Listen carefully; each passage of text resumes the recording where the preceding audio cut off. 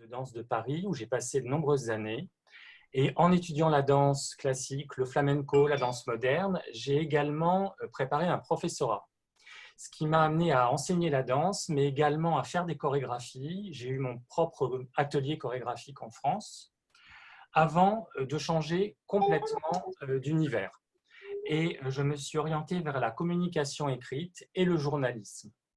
Le journalisme, au bout de quelques années, m'a rapproché de mes premières amours, à savoir la musique et la danse, puisque je me suis spécialisé dans les interviews d'artistes, de chefs d'orchestre, de danseurs, de réalisateurs de captation d'opéra, par exemple, de décorateurs, de costumiers, etc. J'ai fait à peu près 300 interviews, mais des interviews extrêmement longues. Généralement, elles étaient le fruit d'une discussion de 3/4 d'heure à 1 heure. Donc, je prenais un peu le contre-courant de ce qui se pratique aujourd'hui, c'est-à-dire les interviews de TGV où on a 3 questions à un tel et en fait, on n'apprend pas grand-chose. C'est généralement de la promo. Alors qu'avec du temps, on apprend à rentrer dans l'intimité et la sensibilité d'une personne qui se livre de plus en plus.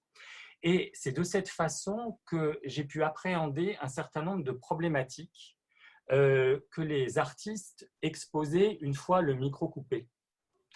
Et pendant des années, je me suis senti impuissant par rapport à tout ça. C'est-à-dire que le fait de se voir confier un certain nombre de malheurs, de difficultés axées sur le stress, les perturbations physiques, etc., moi, je sentais que je voulais faire quelque chose, mais je n'en avais pas le moyen.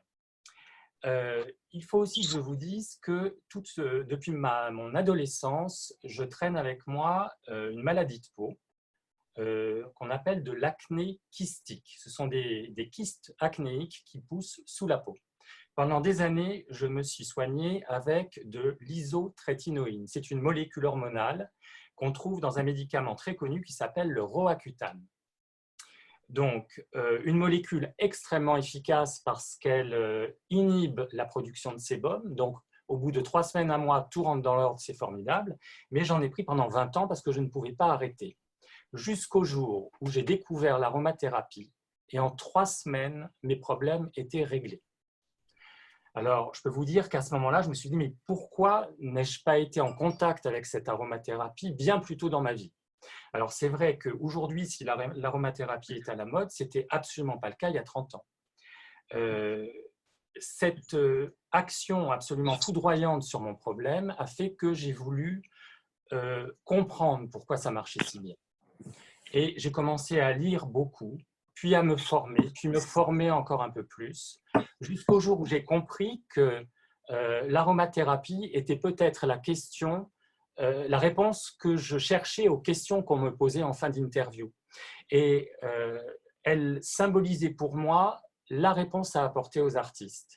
Et c'est comme ça que progressivement, je me suis spécialisé dans les besoins des chanteurs et des danseurs que je connaissais si bien, moi-même pour avoir fait de la scène et pour avoir interviewé autant de personnes.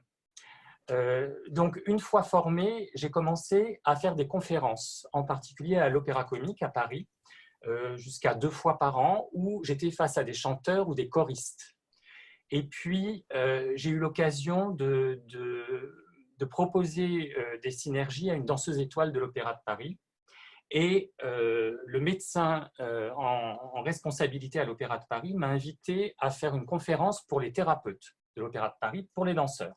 Donc, il y avait des kinés, il y avait des ostéopathes, des masseurs, des profs de yoga. Ça, c'était il y a 2 ans. Et puis, j'ai commencé à faire des ateliers de formation en aromathérapie familiale dans les pharmacies. C'est toujours le cas, même si le Covid-19 a un peu mis un point d'arrêt à tout ça.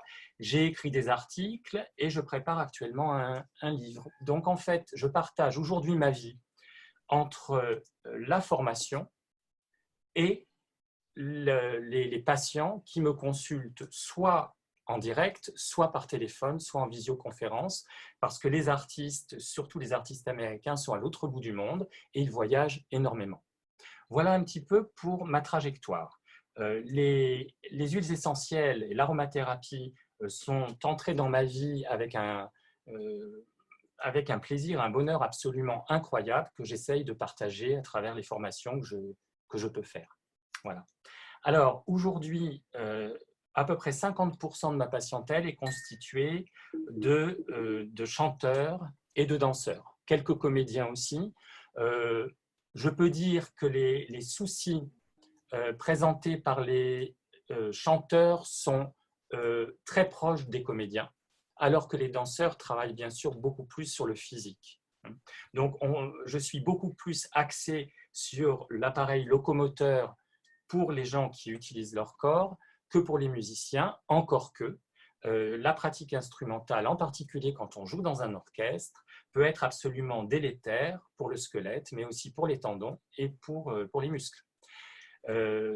On a remarqué également que les musiciens, jeunes musiciens qui sont en phase de préparer des examens de conservatoire, etc., développent des pathologies extrêmement graves parce qu'ils travaillent trop. Or, la pratique instrumentale, si elle doit être assidue, elle ne doit pas être excessive, sans quoi l'instrument va devenir une véritable torture pour le corps, créer des tendinites en pagaille, des tendinites qui vont avoir tendance à s'incarner et à perdurer. Et là est le gros problème. Donc, les problèmes qu'on peut me soumettre en tant qu'aromathérapeute, que l'on soit chanteur, comédien ou danseur, se rejoignent sur le psycho-émotionnel. Bien sûr que tous les interprètes sont toujours face à un stress plus ou moins important, et un stress qu'il est très important de soutenir, de prendre en charge, dans la mesure où tôt ou tard, il va s'incarner dans le corps. Chacun aura une incarnation sans doute très différente, à travers un appareil locomoteur peut-être qui va dégénérer, une situation inflammatoire qui va perdurer et s'enquister, des problèmes de peau, etc., etc., etc. Donc, ce que j'apprends aujourd'hui, c'est d'abord à savoir gérer le stress. Or, pour savoir gérer le stress, il faut le reconnaître. Et l'aromathérapie ne marche si bien que lorsqu'on peut prendre conscience du moment où le stress commence à s'inviter dans le système de pensée. Si dès lors on arrive à identifier ce stress, on a tous les moyens pour transformer cette énergie délétère en énergie positive et en énergie de construction. Et le travail que je fais en aromathérapie, c'est d'abord de dire que le stress est absolument indispensable pour se dépasser, pour se remettre en question, mais trop de stress demande à savoir gérer de manière à qualifier ce stress dans un but de construction. Voilà ce que je peux vous dire en préambule de mon activité aujourd'hui. Super intéressant. Est-ce qu'il y en a qui veulent déjà réagir? J'aimerais souhaiter la bienvenue, entre autres, à certains de mes collègues qui se sont joints, musiciens.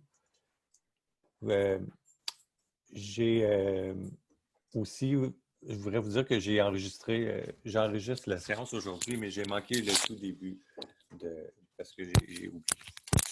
Donc, ceux qui l'auront manqué pourront le réécouter. Donc, peux-tu nous... j'ai un petit intimidation.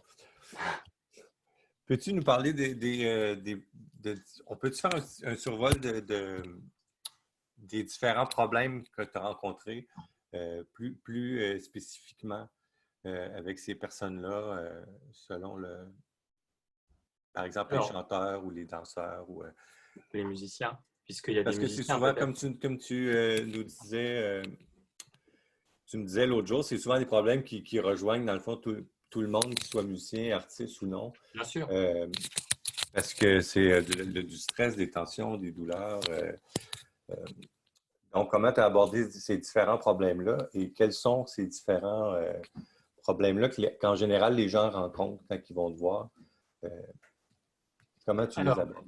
Le problème principal est lié sur le plan psycho-émotionnel à la concentration et à la gestion du stress. Ce qu'il faut comprendre, c'est que dès lors qu'on joue dans un ensemble ou que l'on a une activité et qui vous montre sur scène, on est à la fois sous les yeux de personnes qui vous jugent, et parfois extrêmement durement, mais on est également sous le coup de son propre regard sur soi-même. Or, être sur scène, c'est d'abord s'assumer complètement pour ne pas avoir de problème. Or, on sait que dans les motivations de la plupart des interprètes, il y a des failles, il y a des problèmes par rapport à l'image, et on transcende ces problèmes à travers une activité artistique. C'est extrêmement courant. N'empêche que se montrer, être sous le feu des projecteurs, c'est très compliqué, que l'on soit danseur, comédien ou musicien. Ensuite, il y a une grande différence entre l'artiste qui va s'exprimer au sein d'une communauté, par exemple un orchestre, un corps de ballet, et un artiste qui sera soliste, qui sera au devant de la scène. Je me souviens d'une interview d'un harpiste français où il m'expliquait en fait que lorsqu'il jouait un concerto, il était au devant de l'orchestre, il était sous le feu des projecteurs et la situation était plutôt agréable, facile à gérer. En revanche, quand il était harpiste au sein de l'orchestre et que dans l'œuvre, il avait très peu d'intervention, mais en particulier quelques secondes où il y avait un trait de harpe qui le valorisait beaucoup plus que les autres, il était mort de trac parce qu'il savait que à la moindre erreur, son erreur à lui allait rejaillir sur la totalité de l'orchestre. Et donc, cet état de stress est beaucoup plus compliqué que le stress du soliste. Le soliste, lui, doit faire face à un autre problème. L'orchestre est généralement constitué de personnes sédentaires. Elles sont en groupe, elles sont installées dans une ville et généralement, elles ont une vie de famille qui s'exprime dans la même ville ou pas très loin. Un artiste soliste est amené à voyager, à faire des tournées, et la plupart sont séparés de leur famille. Ils sont donc seuls. Or, la vie d'un artiste étoile, extraordinaire, extrêmement connu sur la scène internationale est d'une tristesse à pleurer dès lors qu'il n'est plus sur scène. Il va rentrer dans son hôtel et il sera seul. C'est donc une vie de solitude, de travail et de critiques que l'on doit supporter. Les huiles essentielles, à ce moment-là, amènent un support beaucoup plus général dans la vie de la personne que simplement ce qui se passe sur scène. Puis ça m'amène à poser la question qu'on pense peut-être... moi, je pense à l'orchestre. On ne peut pas avoir 8 musiciens qui portent des huiles essentielles sur eux parce que là, il y a l'aspect des odeurs. Au niveau des danseurs, on est habitué aux odeurs dans les ballets parce que tout le monde se met des trucs, mais dans un orchestre, c'est impossible d'aborder cet aspect-là, de porter des huiles pendant le concert ou la répétition. Oui et non. Quand on reste dans le domaine de l'olfaction, de l'inhalation des huiles essentielles, c'est un geste qui est privé, que ce soit une olfaction dans les poignets ou dans un stick inhaleur comme ça, voilà. Le mouchoir, le Kleenex, j'aime pas trop parce que c'est donner beaucoup d'huile essentielle à la fibre de coton. Une huile essentielle, c'est précieux, ça coûte cher. On a sacrifié pas mal de végétal pour l'obtenir et en mettre 50% sur le mouchoir, ça ne me semble pas une très bonne idée. Moi, je préfère la peau d'une manière générale, de manière à avoir un contact quasi charnel avec l'huile essentielle et un contact privilégié. Cette olfaction dans les poignets, elle n'engage que la personne qui respire. Si on fait ça dans une loge ou dans un coin, on va gêner personne. Par contre, et là tu as tout à fait raison Gilbert, dès qu'on va être par exemple sur une tendinite, une douleur surtout au niveau des cervicales, dès lors qu'on va utiliser de l'eucalyptus citronné ou de la Gualtérie couchée, tout le monde va le savoir. On peut te suivre à la trace, à des lieux. Donc, en fait, il va falloir trouver des huiles essentielles qui ont un pouvoir odorant moindre, mais qui auront la même action thérapeutique. En particulier, il y a le catrafé que tu dois avoir chez Astéral, qui est un anti-inflammatoire extraordinaire, très peu connu pour cette qualité-là, ou la verge d'or. La verge d'or, excellent anti-inflammatoire à étaler sur la peau et qui a une odeur bien moindre que tout ça. On sait aussi que le Ravinsara, sur des douleurs de cervicales, avec une mandarine verte par exemple, va avoir une action de détente avec une odeur qui va être Oui. très vite évanescente. Donc, elle ne gênera personne. Mais effectivement, c'est une dimension dont il faut prendre la mesure, c'est que les huiles essentielles de l'un ne doivent pas gêner la respiration du voisin. Est-ce que les chanteurs utilisent les huiles essentielles Mhm. comme ça sur la scène ou c'est vraiment quelque chose qu'ils gardent comme après ou dans la loge ou dans leur... De plus en plus, c'est dans la loge que ça se passe. Il y en a beaucoup qui diffusent des huiles essentielles et qui me demandent des conseils sur la diffusion. Donc, selon les personnalités, ça peut être des huiles essentielles qui vont donner de l'énergie, qui vont booster un petit peu la niaque, en fait, ou au contraire, qui vont être calmantes sans être sédatives. Parce que la limite entre les deux, elle est parfois extrêmement fine. Et ça dépend complètement des personnalités. Ensuite, le Ravinsara est très utilisé sur l'intérieur des bras, sur l'intérieur des cuisses, pour redonner de l'énergie, par exemple, à l'entracte. Je pense en particulier aux chanteurs qui chantent du Wagner. Il y a souvent 2 entractes. Ce sont des opéras très longs, où on doit parfois attendre des quarts d'heure et des quarts d'heure dans la loge avant d'intervenir, ou alors on est tout le temps sur scène. Le Ravinsara va permettre de redonner un équilibre nerveux là où l'équilibre est en berne ou au contraire, il est trop élevé. Il ne faut surtout jamais oublier que cette huile essentielle est extraordinaire parce qu'elle est équilibrante nerveuse. Ça, c'est peut-être une dimension qu'il faut expliquer pour les gens qui ne connaissent pas bien l'aromathérapie. C'est que l'équilibre en aromathérapie, c'est son propre équilibre. Ce n'est pas l'équilibre du voisin. Et une huile essentielle équilibrante nerveuse, comme par exemple la marjolaine à coquille ou le Ravinsara, c'est une huile qui va recentrer vers la ligne médiane de l'équilibre. Si on est surexcité, l'huile va détendre et tendre vers le niveau zéro, c'est-à-dire l'équilibre. Et si l'énergie est en berne, elle est en baisse, l'huile essentielle va dynamiser pour remonter vers cet équilibre. Voilà pourquoi l'huile essentielle de Ravinsara peut être utilisée en olfaction dans la journée pour apporter de l'énergie quand il y a une petite baisse, par exemple lors d'une réunion. Ce sera valable aussi bien pour un artiste en répétition que sur scène, qu'un cadre qui anime une réunion de direction. Mais on l'utilisera aussi le soir pour s'endormir et c'est une grande huile du sommeil. OK.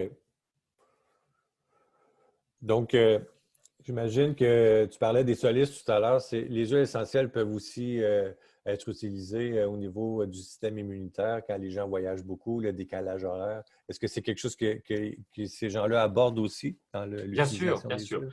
Alors, le Ravinsara a un intérêt immunitaire indéniable. Le gros problème auquel qu'on est confronté aujourd'hui en France, c'est qu'il y a une véritable pénurie de Ravinsara, puisqu'avec le confinement, tout le monde en a acheté. Donc, l'alternative au Ravinsara, c'est le Mandravasarotra, le Saro, qui a une composition biochimique assez voisine, qui est également une grande huile de l'immunité, qui va en plus apporter un soutien intellectuel que n'a pas le Ravinsara. Le Saro est particulièrement indiqué en début de journée quand on a l'impression d'avoir une montagne à porter sur son dos. À ce moment-là, il va être avec son aspect un petit peu citronné, il va être beaucoup plus subtil que le Ravinsara tout en apportant la même garantie immunitaire. Mais ces huiles ne sont pas des huiles du décalage horaire. Le décalage horaire sera beaucoup mieux pris en charge par le basilic tropical, par exemple, et le fragonia. Pour quelle raison? Parce que, en fait, ces huiles nous replacent dans notre système circadien.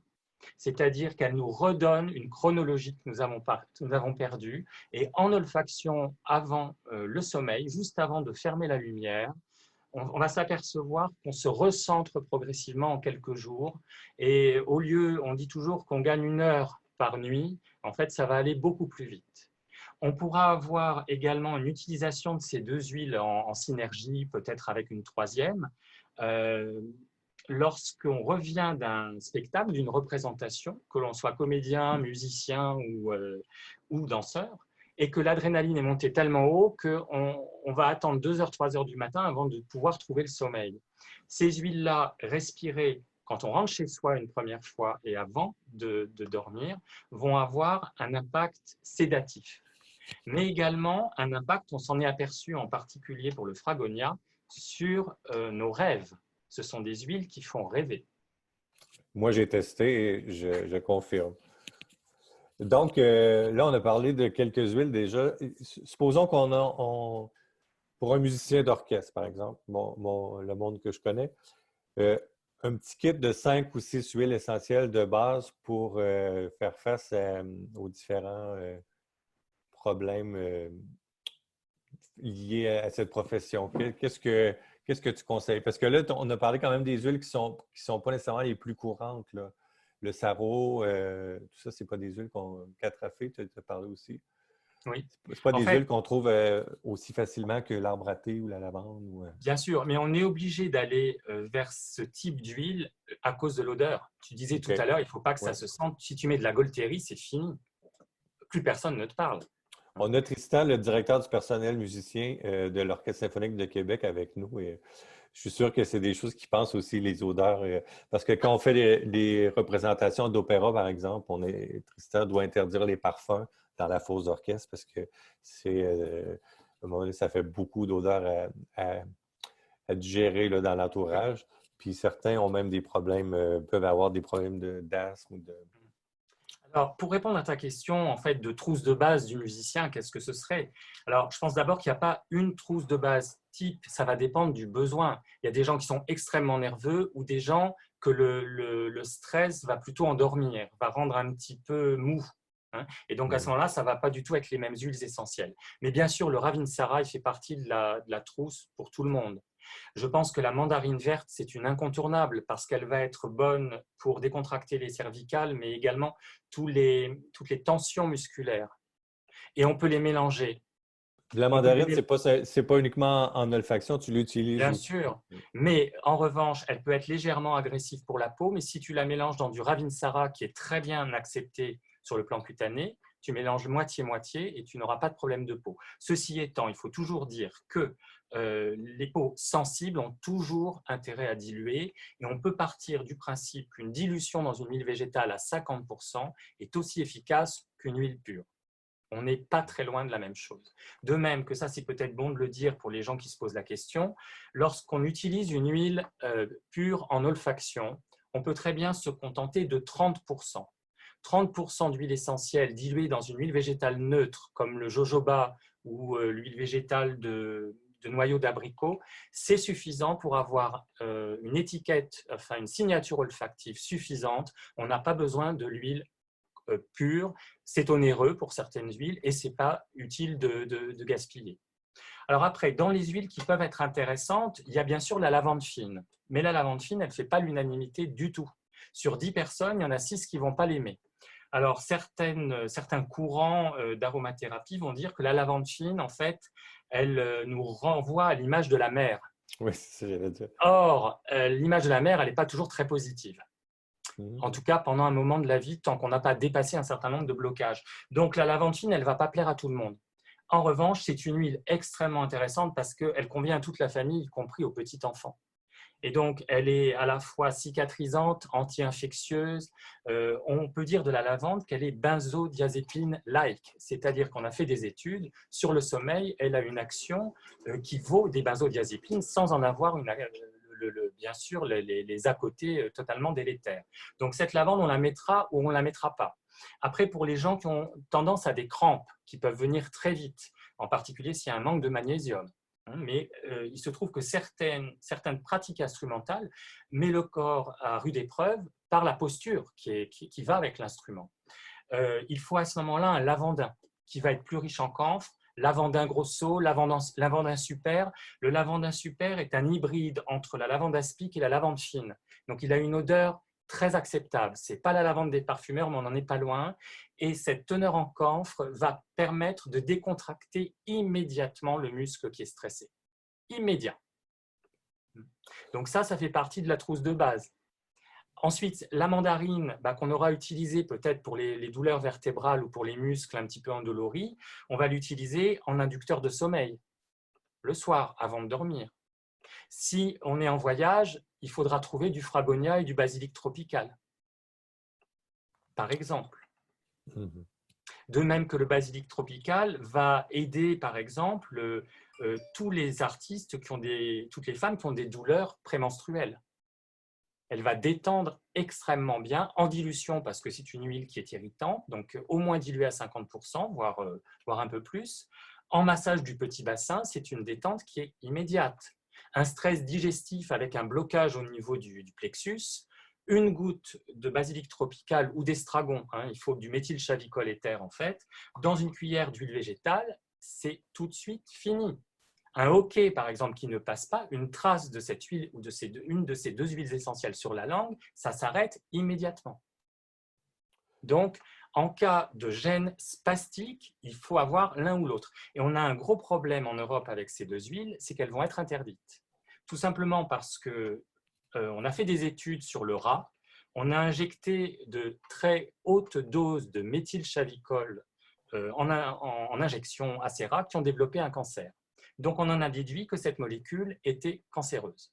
Or, des études prouvent qu'elle est anti-cancéreuse chez l'homme et que l'équivalent de ce qu'on avait injecté au rat, pour un homme, c'était 30 millilitres d'huile essentielle pure quotidiennement. Jamais, jamais on utilise cette huile essentielle de cette façon. Le basilic tropical et l'estragon s'utilisent toujours au moment des crises, mais jamais en continu. Or, on n'a jamais cette problématique et dans quelques temps, cette huile essentielle, il faudra la commander peut-être au Canada, peut-être aux États-Unis ou en Angleterre. On ne la trouvera plus. Vous me contacterez. Je Par vais vous en exemple. avoir. Est-ce Alors, que… oui, oui, il y a une chose terminer? peut-être importante à dire, surtout pour les néophytes. Les huiles essentielles, ça ne s'utilise pas en permanence.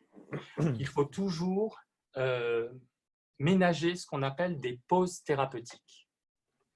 À savoir que si on utilise pas mal d'huiles essentielles, on va les utiliser 5 jours sur 7. Par exemple, le week-end, on ne va pas les utiliser, ce qui permettra à l'organisme de se débarrasser des métabolites de ces huiles essentielles. En fait, qu'est-ce qui se passe quand on absorbe ou quand on pose une huile essentielle sur la peau? Ça pénètre, ça va dans le système sanguin et le foie va métaboliser ces molécules de manière à les rendre hydrosolubles. Vous savez qu'une huile essentielle, ce sont des molécules hydrophiles, molécules attirées par le gras. Quand elles sont métabolisées par le foie, elles deviennent hydrophiles de manière à pouvoir être traitées par les reins et être éliminées. Laisser 2 jours sans l'utilisation d'huile essentielle, ça permet à l'organisme de se nettoyer de ces métabolites. Pour autant, en période de crise, de stress intense, rien n'empêche de se traiter pendant 15 jours en continu. Ce qu'il faut, c'est qu'à un moment, on lève le pied. C'est parce que moi, j'allais parler du fait que j'imagine très bien un musicien ou un soliste ou un chanteur intégrer les huiles essentielles dans un rituel avant la répétition. Oups, je mets ça, j'arrive chez moi, je mets telle huile pour décrocher, relaxer au coucher. Ou même, moi, j'avais des amis qui enseignaient et j'avais fait un mélange pour quand elle enseigne, pour se concentrer, un autre pour quand elle pratique.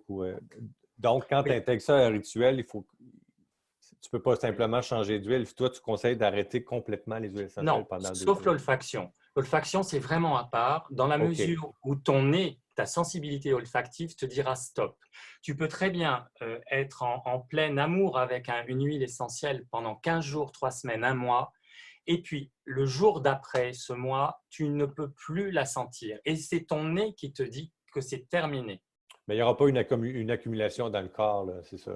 Il n'y a pas Oui, besoin de… peut-être une accumulation, mais peut-être aussi que l'huile t'a dit à un certain moment tout ce qu'elle pouvait te donner, tout ce qu'elle pouvait te dire. Et donc, à ce moment-là, il faut passer à autre chose, quitte à la reprendre un petit peu après. Mais ça, l'olfaction, c'est quelque chose d'extrêmement intéressant, de très passionnant. Moi, je l'intègre à ma pratique d'aromathérapie scientifique tout le temps. Pour autant, je ne suis pas olfactologue, je ne suis pas spécialisé là-dedans, mais je l'étudie, je continue à l'étudier aujourd'hui parce que je trouve ça passionnant. Et donc, il n'y a pas ces barrières de l'application cutanée qui a un rapport avec le sang. Pour autant, il ne faut pas non plus penser qu'une olfaction, c'est anodin, dans la mesure où les molécules les plus volatiles vont passer par les sinus, renseigner le bulbe olfactif qui va se transformer en information pour le cerveau limbique, c'est une chose, mais il y a d'autres molécules qui vont descendre dans les poumons, rentrer dans les alvéoles pulmonaires et rejoindre aussi le système sanguin. Oui. Est-ce qu'il y a des gens qui auraient des questions pour Philippe? Soit, je vous laisse prendre la parole s'il y a quelqu'un.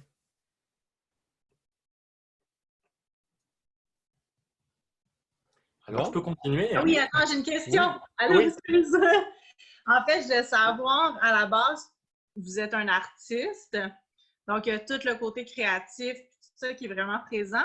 Mais est-ce que vous aviez déjà le côté plus scientifique présent aussi en vous? Tu sais, je sais qu'il y a des gens qui sont vraiment juste artistes, puis que c'est plus difficile des fois d'aller développer le côté scientifique. Tu sais, là, je vois que vous connaissez beaucoup toutes les molécules et tout ça. Est-ce que c'est quelque chose que vous avez développé, qui a été facile pour vous, ou plus que c'était inné ou que vous avez dû le développer? Alors, ce que m'a apporté mon métier de journaliste, intervieweur, c'est une facilité à conduire ce qu'on appelle une anamnèse, c'est-à-dire poser des questions au patient sur son passé médical. Parce qu'en définitive, une interview, c'est être dans l'écoute. Ne surtout pas amener quoi que ce soit, mais être comme un buvard, en fait. Et ça, j'ai retrouvé la même technique. En revanche, ce qui a été l'apprentissage biochimique de l'aromathérapie, ça a été un véritable enfer. C'est-à-dire que j'ai galéré comme un malade. Okay. Pendant 1 an au moins. Je n'ai fait que ça. Et aujourd'hui encore, parce que je ne suis pas un scientifique, j'ai parfois besoin de consulter des notes, etc. Donc, il y a des molécules que je connais très bien, d'autres pas. Mais c'est vrai qu'en pratiquant, ça rentre forcément d'une façon ou d'une autre. Et aujourd'hui, on est tellement à remettre en question les acquis de la biochimie d'il y a 30 ou 40 ans que tout ça est en train de valser aussi. En particulier, je pense aux huiles dites hormone-like, les huiles qu'on disait hormonales et que surtout, il ne fallait pas donner en cas d'antécédents de cancer hormonodépendant. Aujourd'hui, en fait, on s'aperçoit que ça ne tient sur rien. Et que, en définitive, par exemple, on a longtemps interdit, en cas de cancer hormonodépendant, la sauge sclarée. On disait que le sclaréol, c'était une molécule très dangereuse. Et on s'est aperçu aujourd'hui que c'était une molécule qui avait le pouvoir de booster la fabrication hormonale quand il y a un déficit chez la femme, et elle est totalement neutre et ne fait rien si jamais il n'y a pas besoin.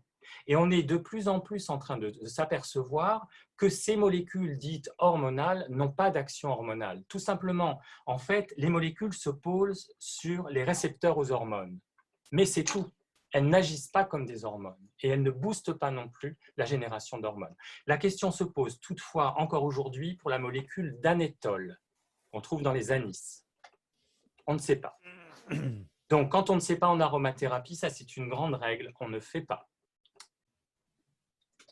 Moi, donc, dans le fond, c'est ça. Ce que vous dites, c'est que vous avez vraiment développé ce côté-là qui n'était pas nécessairement inné en vous, l'aspect plus scientifique. Parce que par moment, justement, j'imagine, j'ai moi aussi travaillé avec des artistes, puis c'est vrai qu'on ressent beaucoup ce stress-là quand on travaille avec eux. Avant, moi, j'étais maquilleuse, donc c'était un peu le même principe. J'étais vraiment directement avec eux avant les spectacles.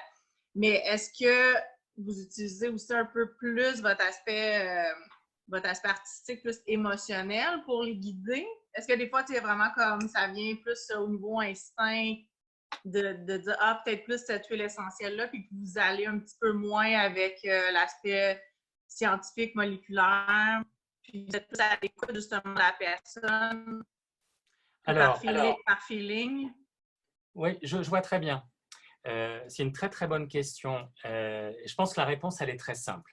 N'importe quel thérapeute, par l'expérience, finit par développer des automatismes. Vous pouvez appeler ça l'inspiration si vous voulez. Je pense que c'est l'expérience sensible du patient. Et c'est vrai qu'avec l'expérience, quand je vois entrer dans mon cabinet quelqu'un, je commence déjà par avoir une impression.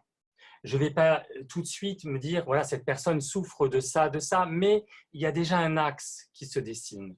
Mais je serais partant pour dire que c'est la même chose pour tous les thérapeutes, et y compris pour les médecins.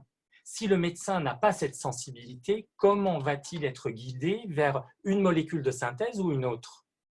Alors, c'est vrai qu'aujourd'hui, on voit des médecins qui vont prescrire la même chose à tout le monde. Et les pharmaciens à Paris le savent, puisque dans la même journée, ils vont vendre 50 boîtes du même médicament.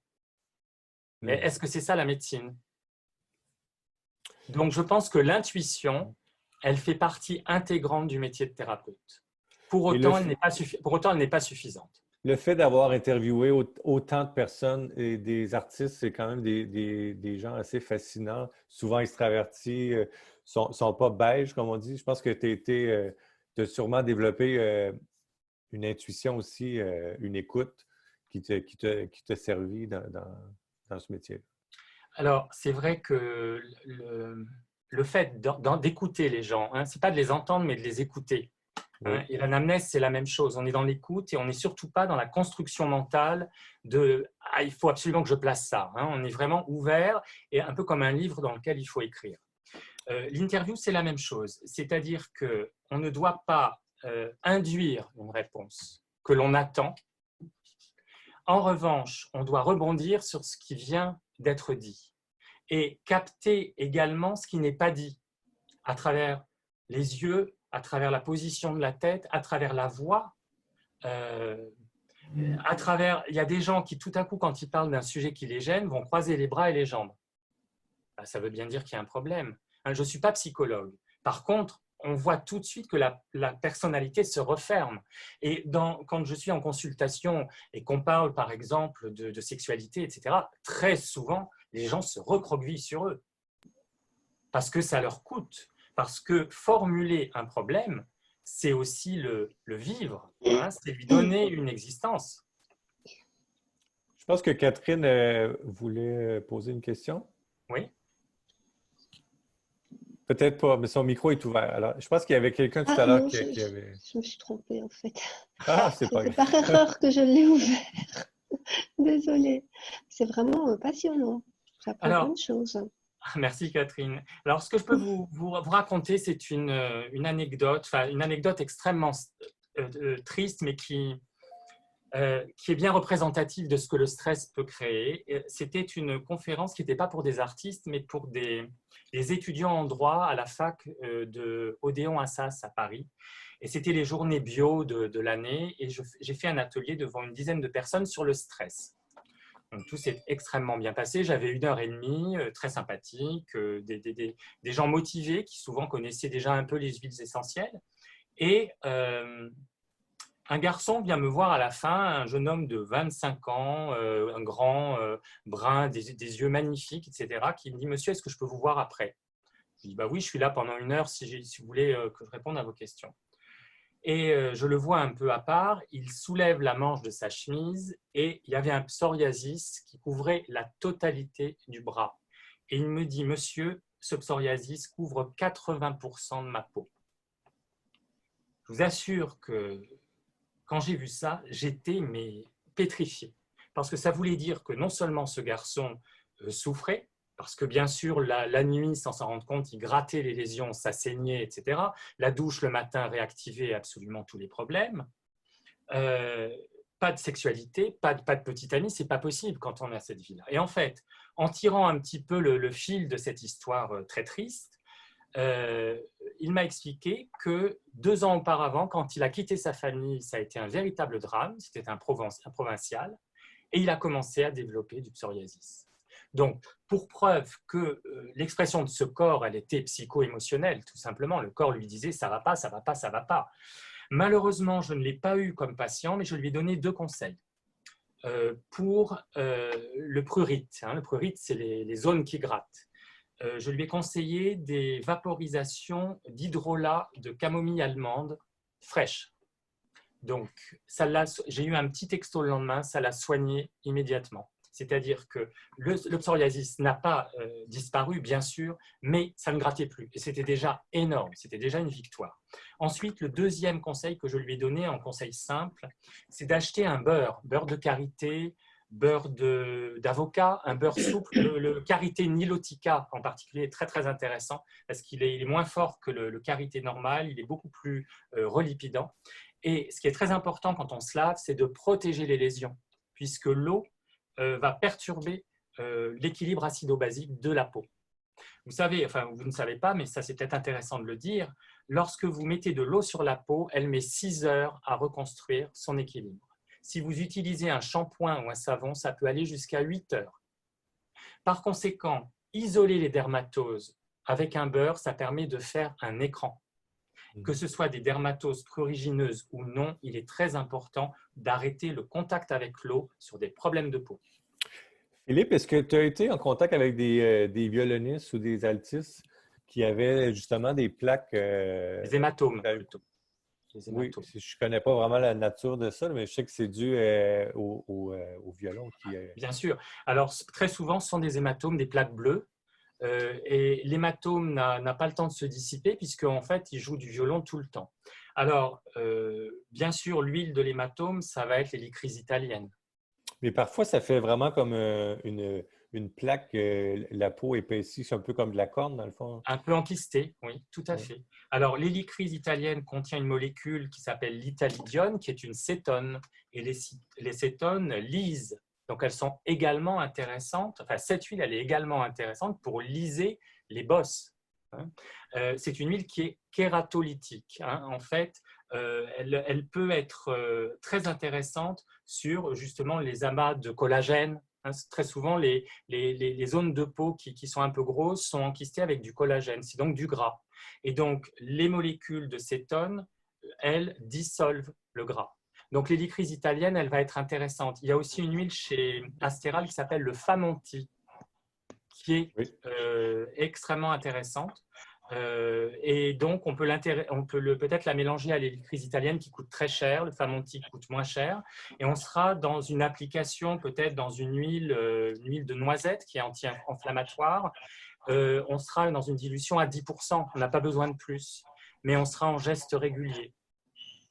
Et on lèvera le pied 2 jours par semaine. OK. Est-ce qu'il y en a qui aimeraient commenter, ajouter quelque chose, poser une question? Moi, je voudrais demander, sur votre site Internet, j'ai vu que sur les synergies avec l'huile végétale, vous disiez qu'elles avaient une durée de vie de 6 mois. Et je me demandais pourquoi. Parce que si une huile végétale est bonne jusqu'à la fin de l'année, pourquoi, du fait de lui-même des huiles essentielles, elle serait ça serait de plus courte durée? Alors, tout dépend effectivement des synergies que vous faites, avec quelle est la quantité d'huile essentielle que vous mettez dedans. Mais par exemple, si vous faites une synergie avec une huile d'amande douce pour un petit bébé, enfin un bébé, on va dire un petit enfant de 3 ans, avec de la mandarine verte, vous avez d'un côté un agrume qui se conserve très mal et une huile qui s'oxyde très vite. Donc, elle va s'oxyder et devenir potentiellement dangereuse. Alors, ça va être facile à repérer lorsque l'odeur se modifie. C'est que là, tout de suite, le nez vous dit « bah non, c'est pas bon ». Parfois, avec les agrumes, vous avez des filaments qui sont en suspension, un peu comme dans les hydrolats qui sont périmés. Vous avez comme des petites méduses. Donc là, l'huile, il faut plus en servir. En fait, si vous utilisez des huiles qui ne s'oxydent pas, par exemple la cire de jojoba ou l'huile d'olive, là, vous n'avez aucun problème. En revanche, le noyau d'abricot et a fortiori l'amande douce, beaucoup plus fragile.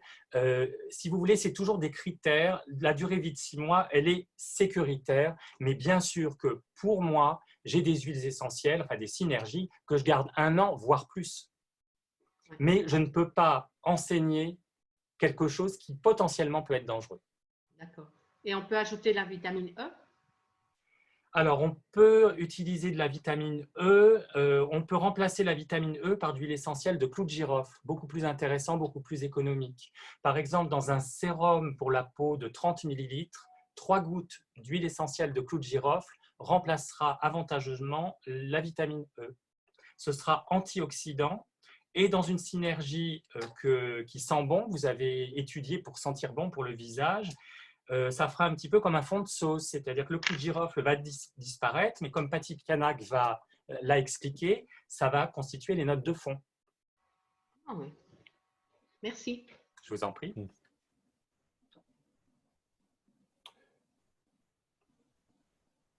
D'autres questions? Non? Alors, je vais revenir peut-être sur les problèmes des chanteurs et en particulier des chanteuses. Ce qu'il faut bien comprendre, c'est quand on est sur scène, on a l'impression que le moindre défaut va se voir, ce qui n'est pas forcément juste, qui peut l'être mais qui ne l'est pas forcément. Beaucoup de chanteuses attachent une très très grande importance aux ongles. Et il est arrivé une expérience que je vais vous raconter. Une petite chanteuse qui était en formation à l'Opéra de Paris dans l'atelier lyrique m'appelle un soir en larmes. Elle s'était fait retirer un vernis semi-permanent sur l'ongle. Et je crois que la manucure avait meulé l'ongle et avait attaqué la matrice. L'ongle s'était ramolli instantanément et elle me dit, si ça continue, il va se retourner, je ne sais pas quoi faire. Et elle était en larmes la veille d'un concert. Donc, bien sûr, il y a des choses en aromathérapie qui fonctionnent très bien pour ça aussi. Donc, vous allez me dire, mais quoi donc? Vous avez l'huile végétale de bourrache qui est relipidante extraordinaire. Vous avez le citron et l'ylang-ylang qui sont exceptionnels pour les ongles. Donc, en fait, il suffit de faire un bain dans un légèrement tiède. Alors, on ne fait surtout jamais chauffer une huile végétale au micro-ondes. C'est toujours le bain-marie pour chauffer. Et vous faites baigner les ongles dans cette... Alors, vous mettez 2 cuillères à soupe d'huile végétale, 2 gouttes de chaque huile essentielle, ylang-ylang et citron. Et vous faites un bain d'ongles et vous finissez par masser pour faire rentrer intégralement cette synergie dans les ongles. Et vous verrez que le lendemain matin, vos ongles seront totalement différents. Vous voyez, parfois, un détail peut complètement chavirer une personne. Donc là, c'est les ongles. Bien sûr, il y a des choses qui ne se voient pas, mais vous avez par exemple des psoriasis qui se voient énormément sur le visage, qui sont le fruit du stress.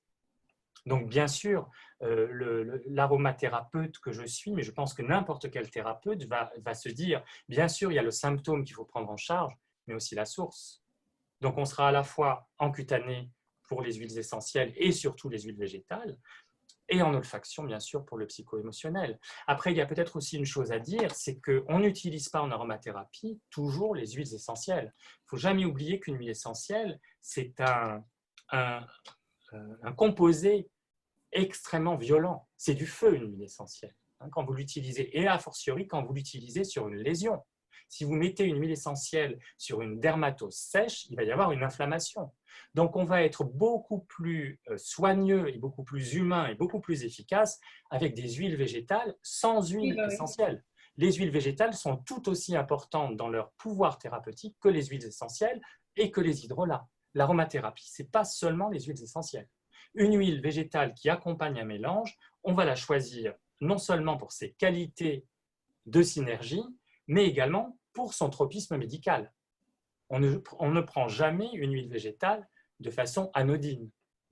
Il y a une trentaine d'huiles végétales dans le commerce, on en utilise couramment 15 ou 16, à peu près. Et puis, il y a des huiles végétales qui sont un peu les couteaux suisses de l'aromathérapie, par exemple le macadamia, le noyau d'abricot, le jojoba. Voilà. Mais il y a d'autres choses. Par exemple, pour certaines dermatoses, l'huile végétale de nigel pure va être exceptionnelle. Il y a un message qu'il y a des gens qui écrivent « Le très beau parcours, bravo et merci de votre partage. » Les gens trouvent ça super intéressant. Merci à vous. C'est aussi intéressant de voir, comme elle dit, même si on n'est pas chanteur, de voir d'autres mondes. On est tous chanteurs quelque part. Ouais. Donc, on est tous un peu divas. Un peu.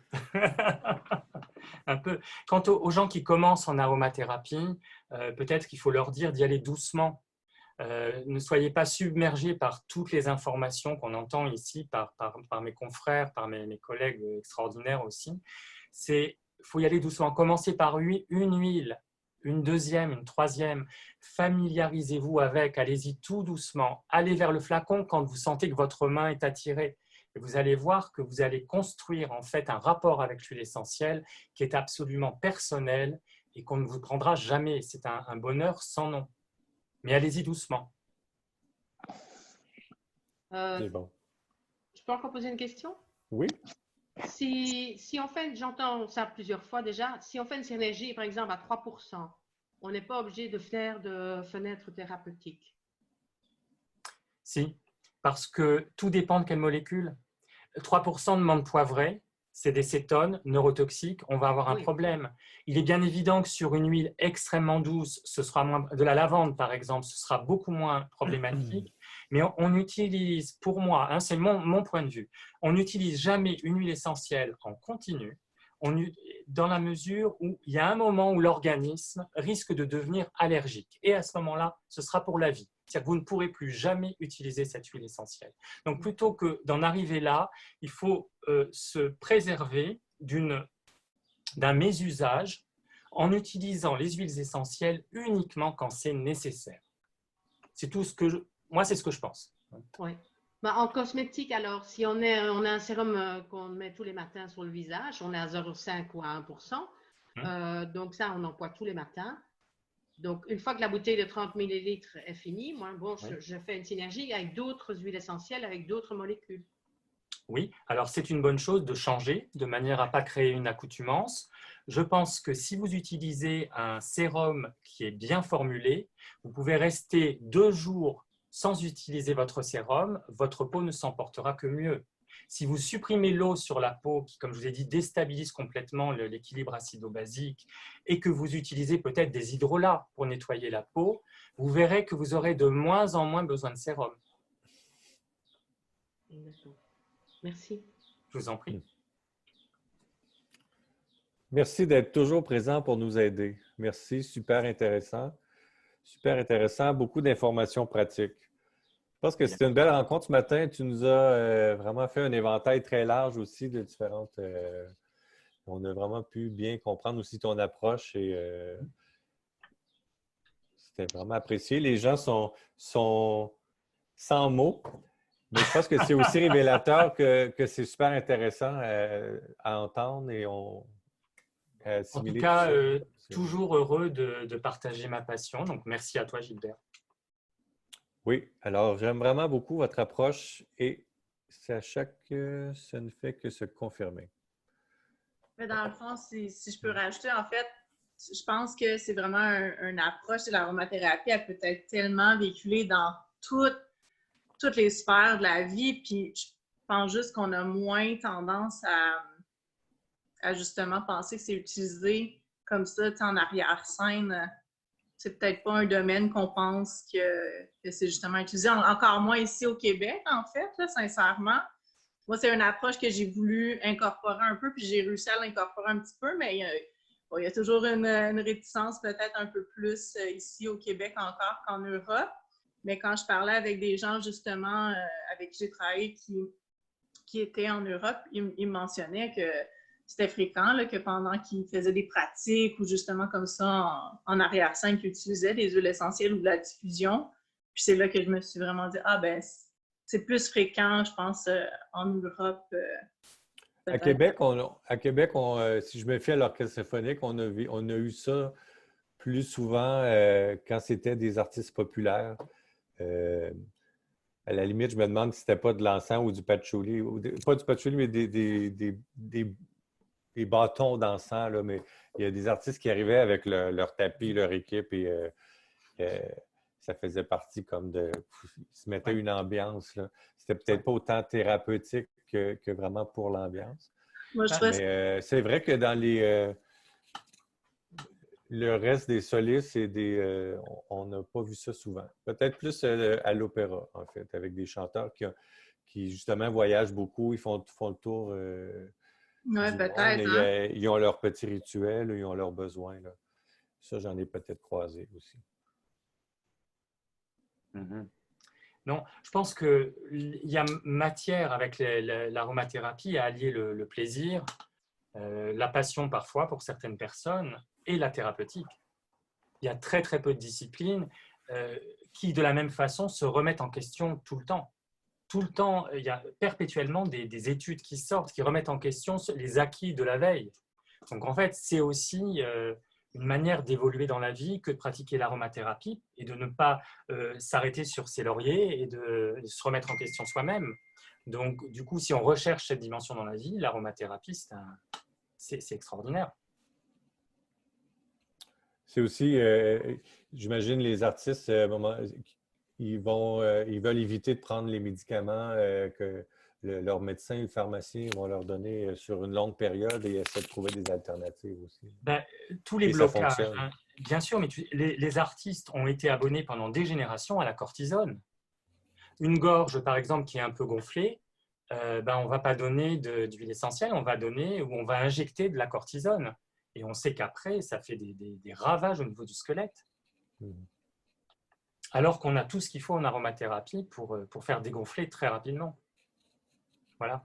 Il faut les faire connaître, alors. Il faut les faire connaître, voilà. Oui. Merci beaucoup, Philippe. Avec je pense plaisir. que tu fais un excellent travail justement pour les faire connaître auprès de ces gens-là. Puis je suis certain qu'eux-mêmes en parlent entre eux quand ça change leur vie d'une certaine façon. Là. Donc, merci tout le monde d'avoir été là. On se retrouve demain. Pour ceux qui, Avec plaisir. Merci beaucoup, Philippe. C'était très généreux, très apprécié. Au revoir à tous et Merci, merci au pour revoir votre tout le monde. attention. Philippe, Oui.